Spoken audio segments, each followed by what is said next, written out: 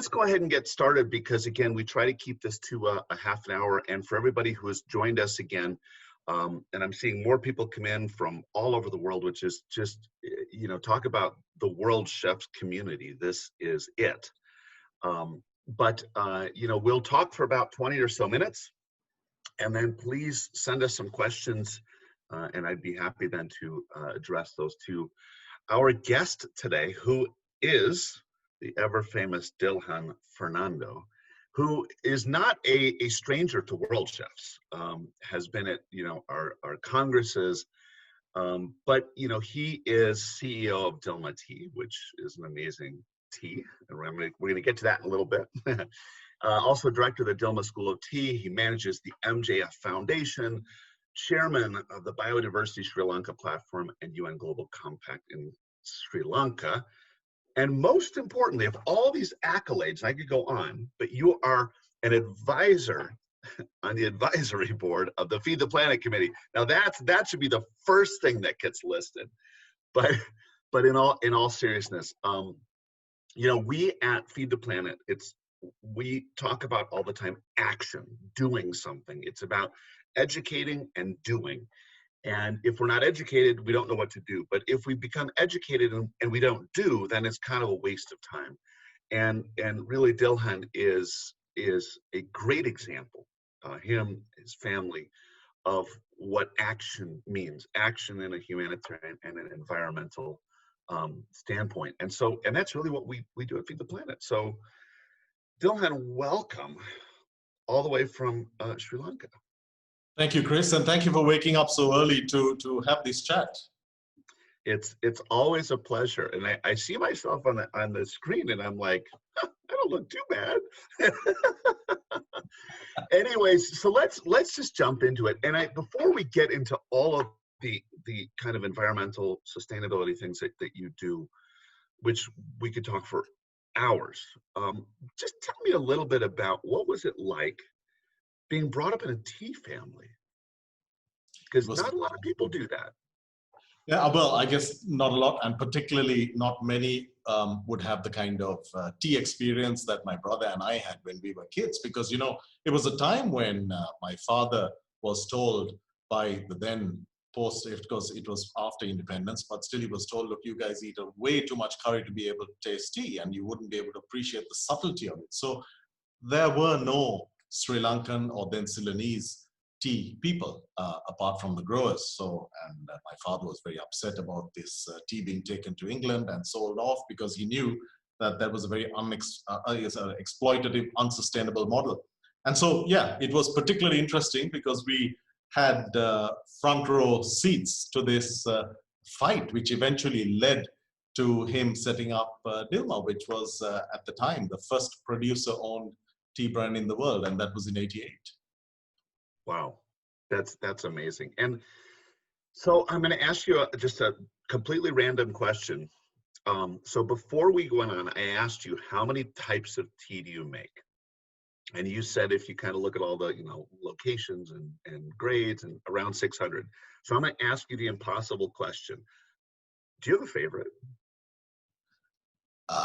That's a good question, because tea, no one should have a favorite. You should have a favorite for every moment and every occasion. So I can tell you a bright morning. I hope you're having a bright morning in Idaho, but if it's a bright morning, you don't want to have a sort of a heavy tea. You want to have something light. You want to have something bright that reflects the mood and the occasion. If you're having steak for lunch, you want to have a heavy tea that picks up on the flavors and the texture and helps you digest, and so on and so forth. It's infinite. It depends.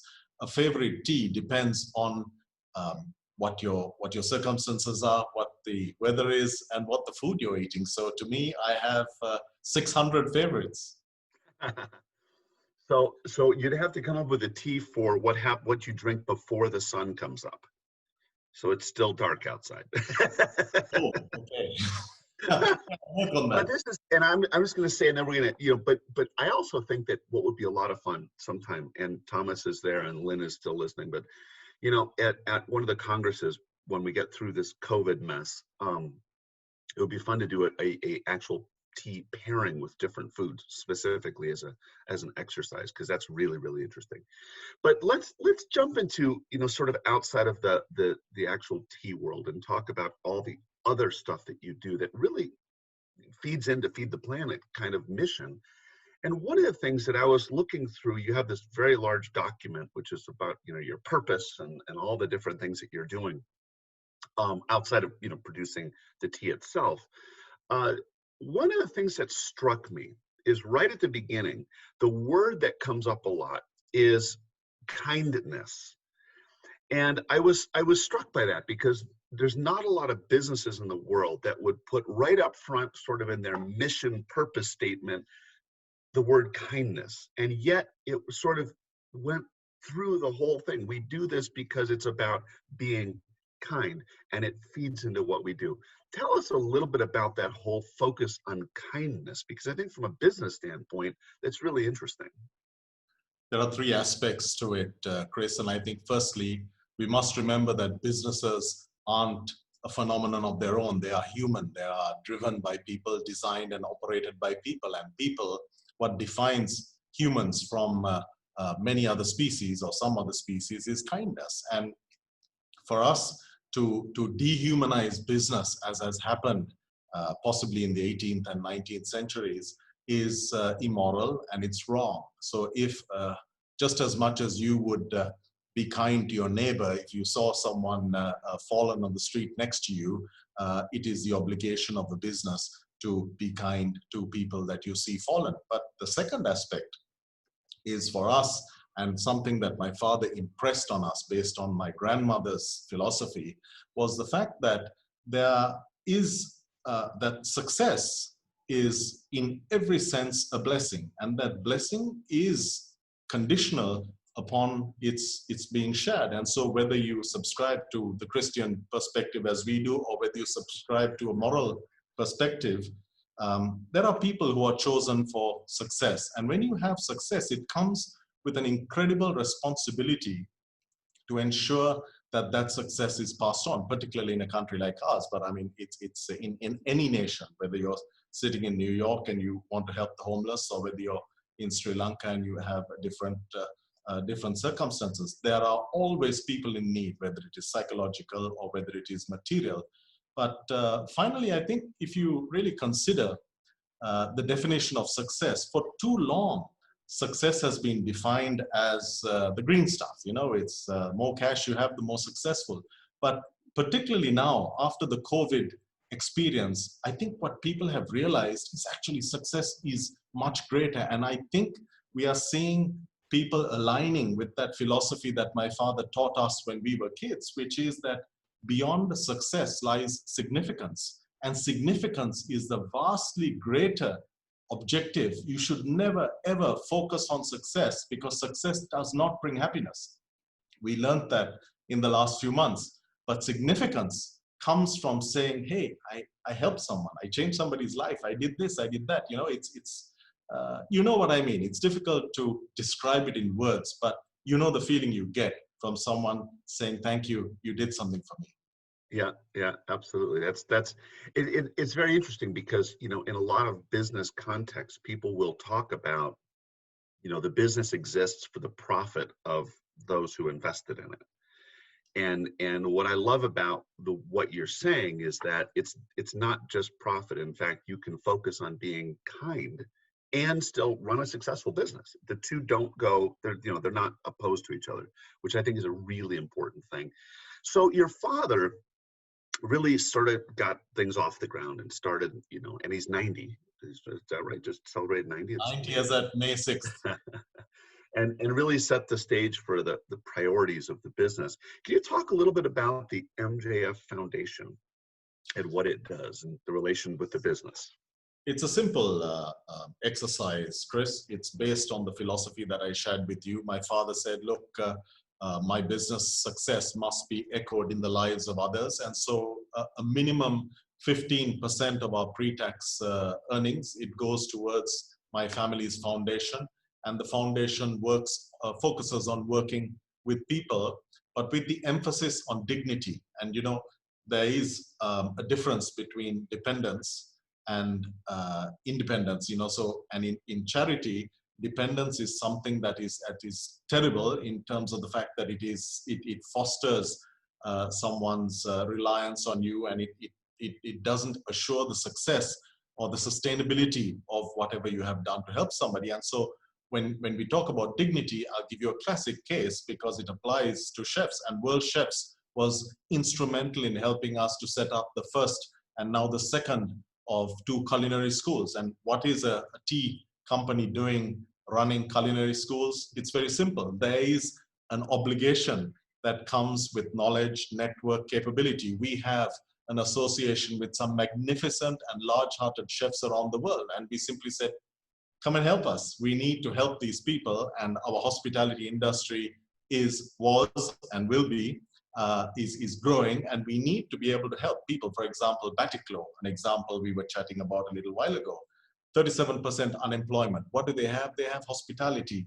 People's lifestyles are changing. If we can teach them to cook and cook cleanly, well, efficiently, and build businesses, we can help them to do something good. So we've graduated 178 young women and men whose lives are changed. I mean, I was happy to hear some of them have gone overseas. Some of them are working here in Hilton, Shangri-La's, in our own hotels.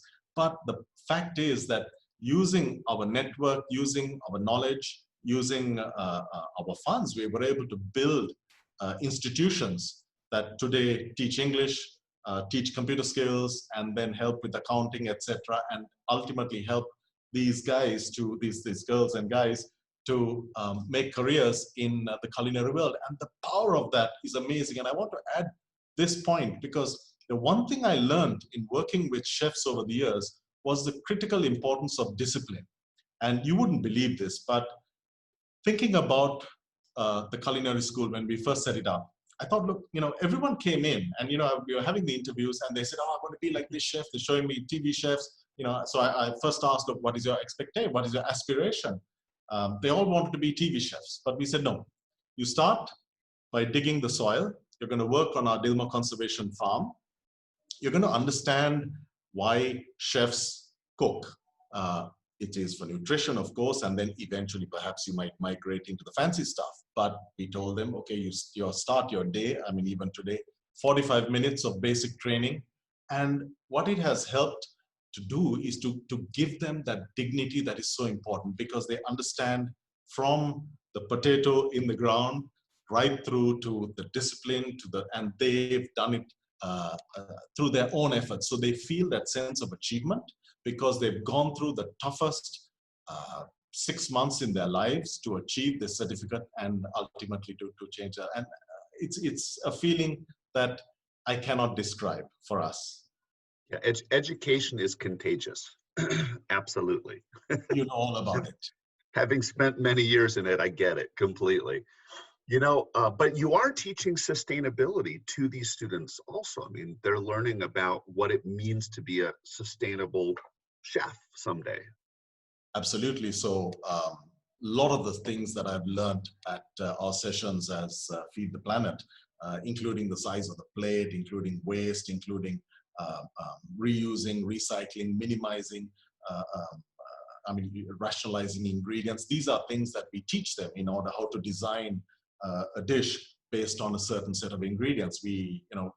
Everyone comes in saying, "Oh, I want to do a smoked salmon starter," and the first thing we do is kind of crush their thoughts of emulating other traditions and say, look, we need to start with what's in the ground right here. So you start by looking at your vegetable plot. I mean, you know the story, but teaching sustainability is so critical because we see chefs, or we see young men and women who come and they try to emulate something that is unsustainable because it's a tradition from elsewhere.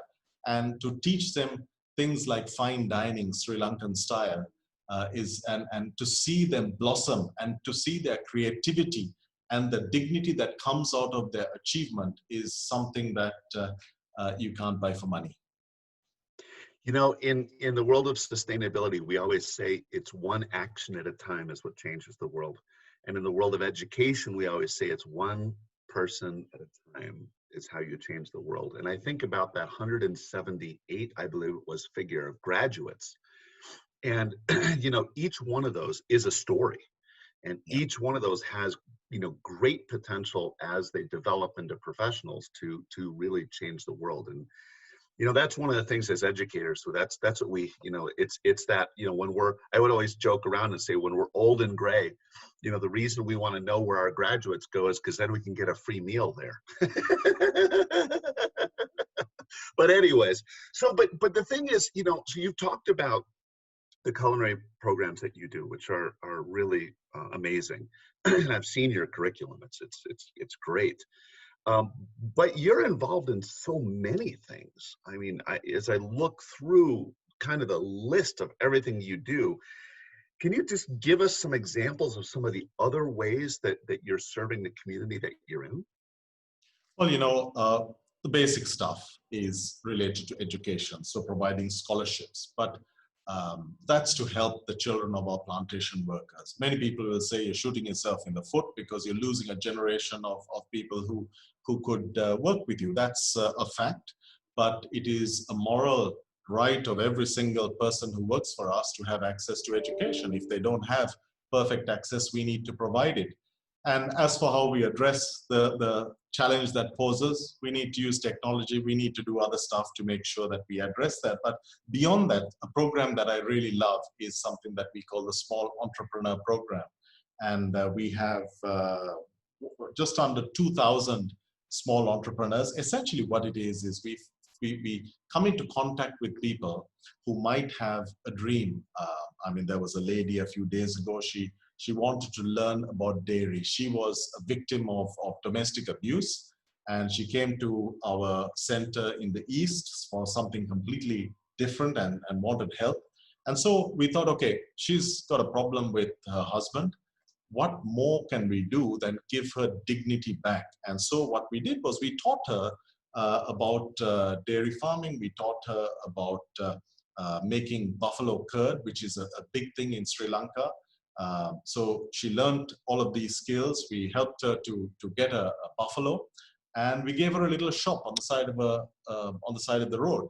And what she did next was extraordinary, because last Saturday, my father, brother, and I visited her, and there she was, proprietor of her tiny but successful shop, and there was her husband working for her. So the point is that by empowering her and giving her her dignity, we were able to address a solution now from a business perspective. And we've done this, mushroom cultivation.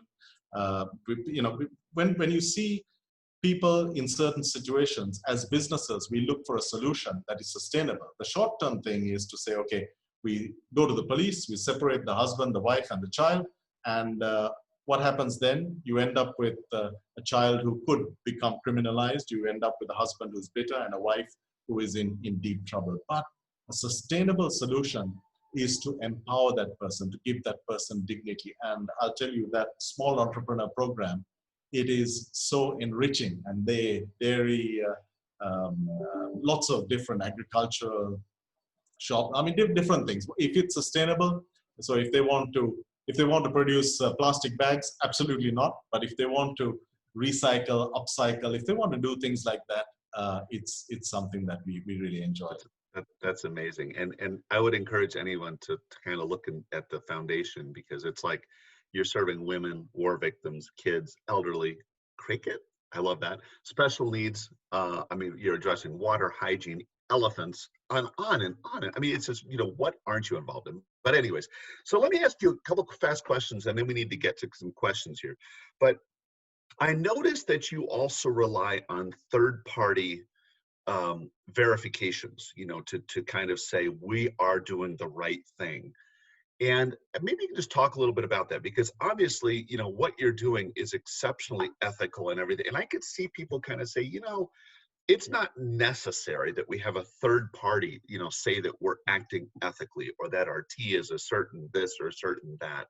What is the value to you of having outside organizations verify what you're doing?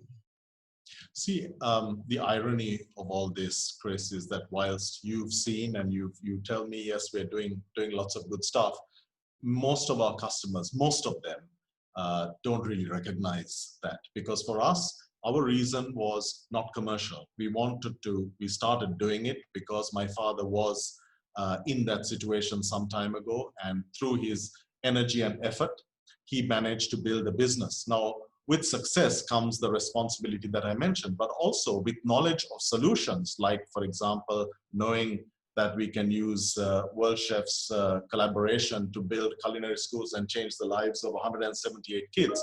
With that comes a responsibility. So we did all of this simply because it needed to be done, because there's so many social and the other dimension is the environmental priorities, which a different organization, Dilmah Conservation, handles. But it's not recognized unless there is some form of validation, because every business, I mean, I'm sure you know about it, there are boxes to tick, and those boxes are not subjective. They're not, I can't tell the story of this lady, Hema was her name, in Batiklo, and they're not going to tick any box. They're going to say, okay, yeah, you pull the other one, because there's so much distrust that people don't really believe that this kind of thing exists. And how many customers can I take to the east of Sri Lanka? It's 6 hours drive from Colombo, so it's a distant place. But yeah, so the validation that we get from third parties, I guess it would be sufficient, but it would mean that we would have to reduce what we do by almost 99%. But it's not that validation. I mean, okay, that's important for the business. We've got to have that validation, because sometimes people could turn around and say, hey, you're not really ethical. Prove it if you are. And, but the fact is that from the significance and from what we do, we get the greatest satisfaction that we have in meeting these people, seeing these entrepreneurs, working with young chefs, seeing them grow in their businesses. But validation is important, because the world demands us to comply with a certain system, and you got to do it. All right, so I have a couple questions here. I have a question, which is, I love this question actually. How did you become interested to take over your dad's legacy? We have a saying in our School of Tea. It says, knowledge inspires passion. And I can tell you, for me, with the knowledge that in tea, that these two leaves and bud, conditioned by sunshine, wind, and all of this, that the variety of taste, I mean, we taste just 100 meters across on this floor, we taste 10,000 different teas every week. To see the light, bright teas, the stronger teas, and to see how they impact on lifestyles, how they connect with moods, how they work in cocktails, in mocktails, in gastronomy. This is a whole different world, and it excites me. But it excites me more because tea is uniquely rich in natural antioxidants, and particularly in this current situation, there is nothing else in the world that I would want to be doing, because here's something you're doing that's, you can make it good for the environment, you can make it good for the people who are drinking it through the antioxidants, you can also make it exciting, you can do what you do in this wonderful tapestry of, well, as we say, taste, goodness, and you can translate it also into purpose. And for us, my brother and I, there's nothing greater. I love it. So there's another question here, which I think was one I was sort of going to ask, and I might paraphrase a little bit. But basically, I think the question is, for the people in our industry, and I would open this up even to people outside of our industry, but the people who pull the strings, the people at the managers, owners, etc. How can you convince them to get more serious about the kind of things you're doing? When we talk about kindness, when we talk about following sustainable practices and doing the kind of humanitarian things that you're doing, what's your advice to how to move other businesses in that direction? Because so many businesses are tied up in, I got to make a profit, and if I have to make a profit off of the backs of people around me, that's my job. How do we change that? I think this is something we do at UNGC Sri Lanka and Biodiversity Sri Lanka. Essentially, what I try to do is to find an alignment between the good that a business can do and their business model. I'm not talking about CSR, because whenever you align your social or environmental objective with a marketing objective, you end up by corrupting all of them. But instead, if you say, for example, I can tell you, we're working in the area of mangroves, and we talk to different properties and we tell them, look, okay, A, mangroves can protect your shoreline. B, it can enhance biodiversity, understand, and then we educate the staff, we educate the owners on the importance of mangroves in relation to oxygen interior, water purity, and we demonstrate that through ecosystem services, as an example here, that there is a fundamental relevance of mangroves to the future of their business, whether if it's a hotel. But equally, we might go into a hotel and say, okay, look, tell us a little bit more. They might be having a problem with the community. There might be some issues with taxi drivers. And then we say, look, what if you were to set up a little school? It's going to cost you only this much. Here's a template. And you're going to bring those taxi drivers in, their children in, and you're going to teach them English. And we show them that actually there's such little effort and investment required to show a little kindness and to rebuild sometimes fractured relationships. And I mean, I'm sharing with you examples that we have already done. Wherever there is the possibility to do something definite, such as educating communities, you can do something as simple as a beach cleanup. But beyond that, if you were to look at the ecosystem, look at the health of the ecosystem, if you were able to find a specific aspect, you can always relate it to the business model. I mean, as an example, look at some of the artificial reefs. We have those little GoPros with transmitters, and it comes on the television of the property screen, and they say, hey, we're doing that. Turn to channel 23 in your televisions, and you're going to see our reef. So the guest sees a benefit in it. We're not compromising the objective. We want to establish 5 kilometers, 6 kilometers, or we want to establish seagrasses. There are so many different ways of doing it, but the important thing is to understand exactly, to read up. Today, I mean, with the internet, there is no excuse for not understanding the context of anything. So whether it is seagrasses or artificial reefs, all the information is available for free. And once we understand the context, it's simply a matter of saying, okay, how can I creatively align this with this person's business model, and how can I build something that would be sustainable? Because ultimately, nature or doing the right thing shouldn't have to be a cost. There is a demonstrated benefit because consumers demand sustainability, demand ethics, and therefore integrating the two, it's common sense, because if you don't, in a few years' time, you're going to see the consequences. We're already seeing the consequences. Gen Z is so insistent on a genuine commitment to ethics. It is unbelievable. I mean, the kind of letters or emails that we are fielding every day. And it's fantastic to be able to answer them positively, because then they become virtually brand ambassadors. So the consumer has changed. Your customer is very different today.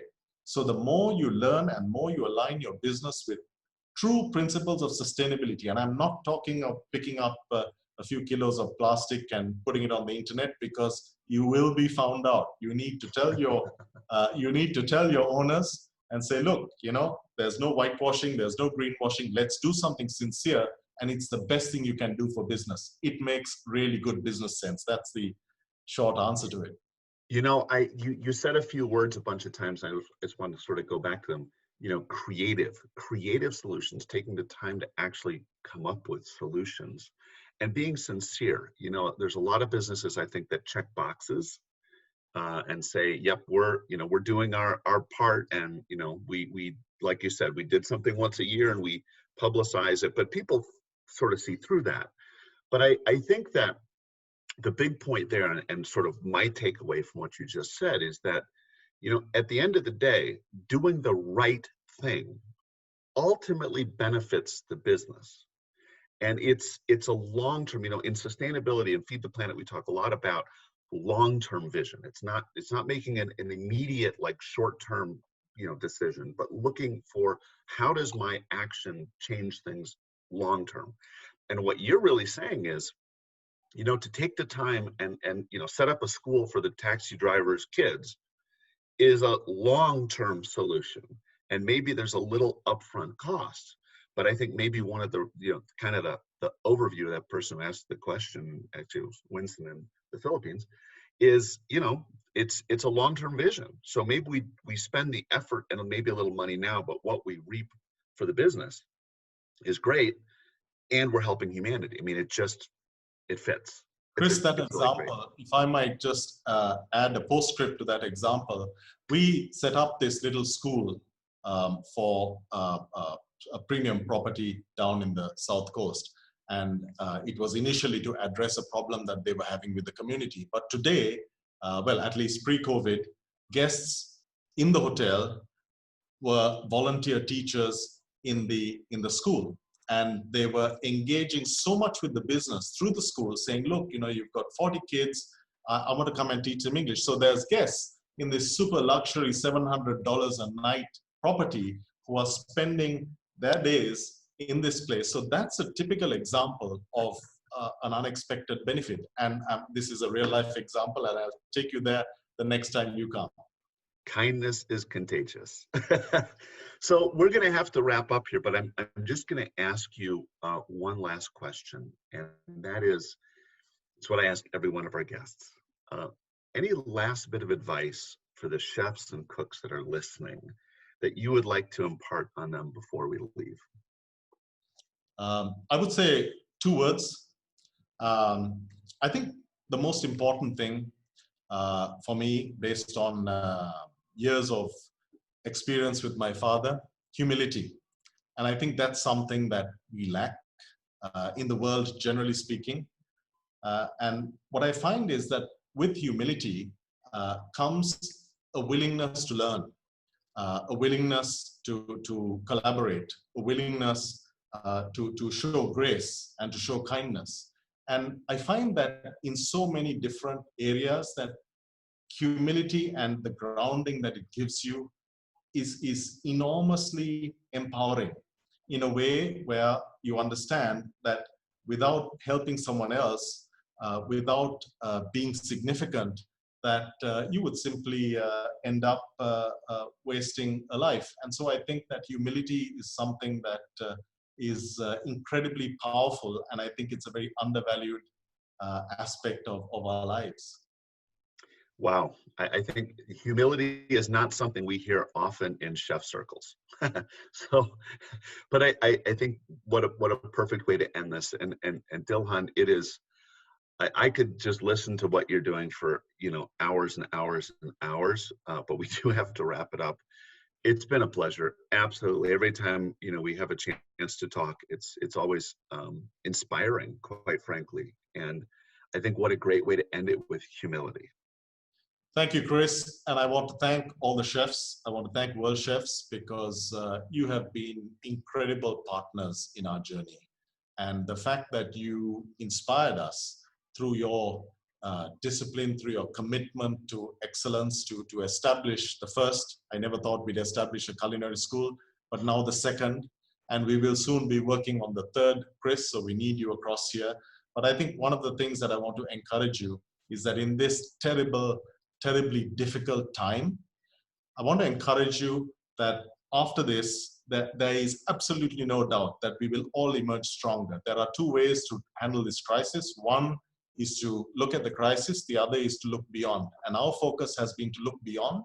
We are energized. We are building tea pairings. We are building new experiences. And I'm encouraging you, because everyone I speak to who tells me that times are tough, I say, yes, they're tough, but they're going to be amazing if we take this time as a time for reformation, reimagination, and creativity. So I really thank you, and good luck to all of you. Thank you. And to everybody who's joined us once again from early in the morning to late at night, thank you for taking the time. Time is one of our most precious gifts, and the fact that you spent it with us for this last bit is incredibly meaningful to me. And again, seeing all of you from all over the world. We will be back in 3 weeks. We're going to do it again with another amazing guest, and you'll be hearing about that shortly. So with that, thank you, Dilhan. Thank you. Thomas, thanks for joining us. Lynn, of course, for making it all happen somehow, magically, digitally, whatever. And to all of you, I look forward to seeing you again soon. Thank you. Bye-bye. Bye, guys. Bye.